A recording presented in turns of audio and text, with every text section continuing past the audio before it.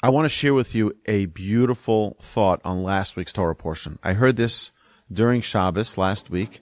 I was like, this is such a beautiful idea. I need to share this. I need to share this idea. You know, it's very interesting that why did Hashem make Isaac blind? So you remember we mentioned so that Jacob get the blessing.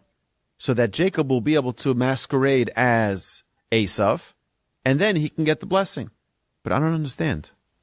Can't Hashem just tell Isaac, you know, your son Esav is a no-goodnik. Don't give him the blessing, and just give it to Jacob. Like, why can't he just be straight and just tell him, you know, this is your son. He's just not the ideal character for this blessing.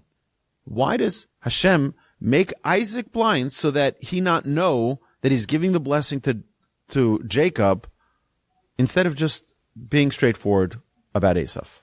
Our sages tell us such a beautiful thing. Hashem doesn't talk Lashon Hara. Hashem doesn't want to speak Lashon Hara.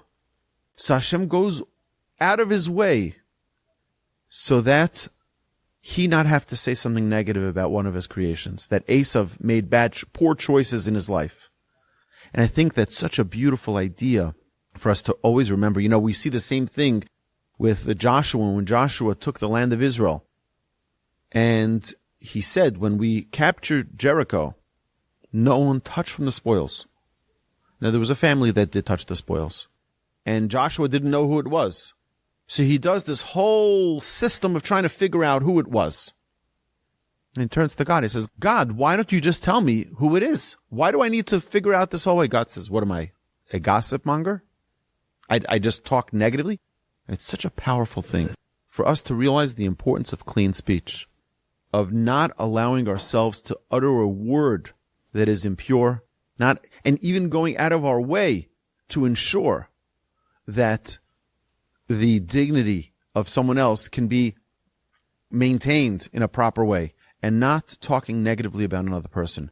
It's such, you know, there are 17 commandments in the Torah about clean speech, about not talking negatively about another person. 17 commandments.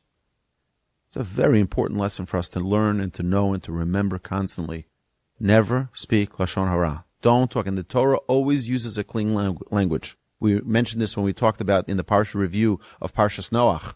We mentioned that the Torah says, take of the pure animals and those that are unpure. It doesn't say those that are, you know, those that are tamei, those that are desecrated, and those that are, no.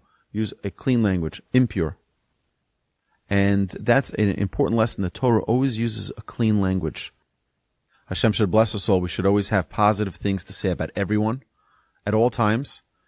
And Hashem should bless us to always bring people together, and God forbid, not the opposite, not to make people distant from one another. Amen.